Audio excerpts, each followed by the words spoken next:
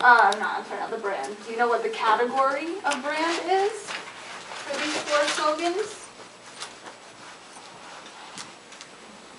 What category? They're all the same thing. They're all like the same category. Finance, yeah. Credit cards, more specifically. Yeah, exactly. So, do you know which ones are which? There are some things money can't buy. For everything else, there's... MasterCard. Yeah. That's a great line, right? There's some things money can't buy. For everything else, there's MasterCard. Don't leave home without it. Do you know what it is? Lori? I can't understand. Sure. No, current. I'm sorry, I was unclear about it. So these are slogans for just like the ones we were doing, like a diamond is forever, is De Beers, right? These are slogans for credit cards. 4 different credit cards. So this one is MasterCard. Visa? What? Visa. Visa.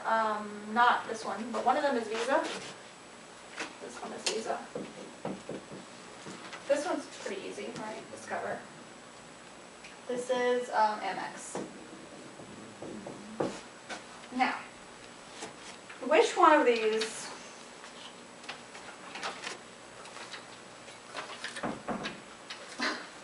Hi, it's okay. Okay, so these are slogans for 4 different credit cards, right, Aiko? 4 different credit cards. Amex, Discover, Visa, and MasterCard. Okay? I was going to ask, which one of these do you like the best, and why? As a consumer, which one stands out to you? Which one do you think is the most interesting? Which one resonates with you? Number 1. The first one? Mm-hmm. What about you, Yuji? Yeah, probably number 1.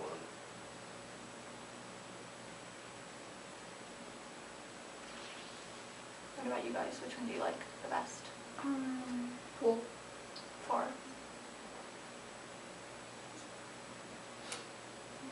I'm sorry. Do you ask what card do I like? Not right. Not which one you okay. like, which one you use, but basically which slogan do you like the best? Which one speaks to you? Which one is the most interesting?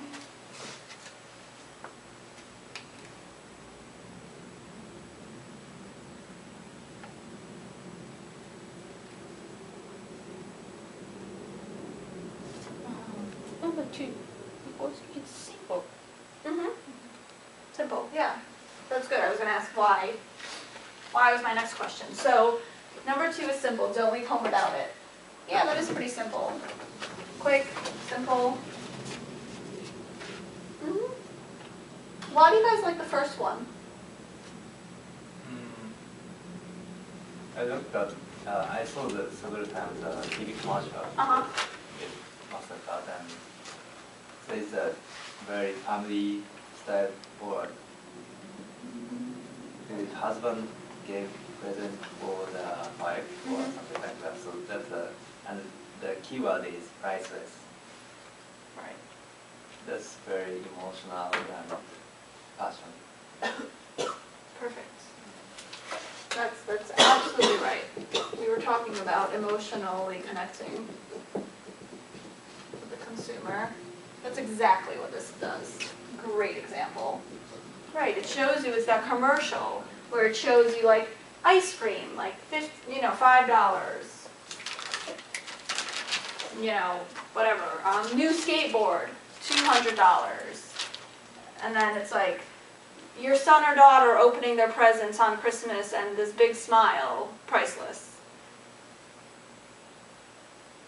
There are some things money can't buy. For everything else, there's MasterCard. So, I mean, that's exactly what it does. It connects emotionally. And you see that and you're like, oh my God, that's so cute, that's so nice. You kind of, can relate to it. They do a really good job. Don't leave home without it. I'm trying to remember their commercials. This was from a while ago, but clearly it wasn't that good if you can't remember what the commercials were. Right? What were the commercials for this? Tell me a poem about it. I don't remember. Exactly where you want to be. So, I mean, I guess my point is, the reason why I wrote that first, I think this one, for me personally, everyone is the different, is the most connects emotionally with you. And I think they did a really good job of, right, marketing their products. So again, like, what would differentiate any of these products? Nothing. I mean, they're all credit cards, right? They probably all offer the same introductory rates, the same APR, the same whatever, interest rate. So how does the marketing person that worked for MasterCard, how do they make themselves different than everyone else? Parity performance, right? Parity. Same performance, all of these. If you put them all next to each other, they're exactly the same. What makes them different? Marketing makes them different. Right? Okay, good. So that was just a little exercise. Okay, I wanted to go over here. I want to do this. Okay, you have one of these two, right? Okay. So that top part you don't need to look at right now. That's for your homework. But that bottom part, the SWOT analysis. So this is something that companies use, or as a person you could use this. Anyone can use this SWOT analysis. It's called SWOT because strength, weakness, opportunities, threats, right? The first letter of those words. So, what is the point of this chart? It basically tells you the positives and negatives of, you know, what you're thinking about. So why would somebody use this, right? If they work for, let's say, let's pick a brand. Somebody name a brand. Any brand at all that you want to talk about for the next 15 minutes. Louis Vuitton. What? Louis Vuitton. Louis Vuitton. Sounds good. So fashionable. It's not. I think last time you said Chloe, or like Tiffany's. Louis Vuitton, right? We all know what that is. Great. So, okay. Louis Vuitton is our brand. Okay? What is our objective? What is, you know, so you work in the marketing department of Louis Vuitton. Your point is to your job is to make Louis Vuitton different than other brands, interesting, make it sell, make people want to buy it, make it cool. Those are your objectives, right? Ultimately, your objective is to increase money, how many people are buying it. So, you're going to make this SWOT analysis. It's just a way to help you basically organize your thoughts, right? So, there's a million different factors there's a million different things about your brand, about the marketplace, about, you know, your target audience, all these different things. How do you know, this is just a way for you to kind of visualize it.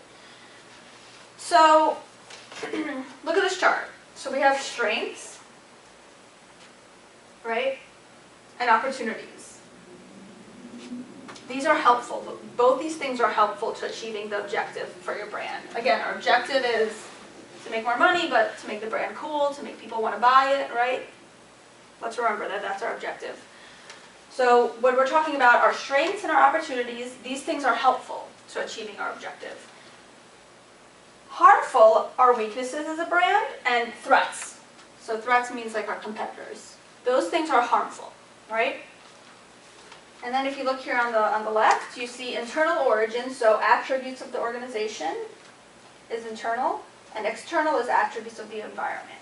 So what they're saying here is that our strengths and our weaknesses are internal.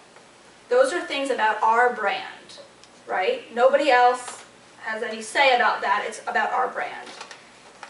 External is the opportunities and the threats. What that means is when you're looking at the big picture, right, we're not in a vacuum. We're a brand that is in a world with a lot of different things going on.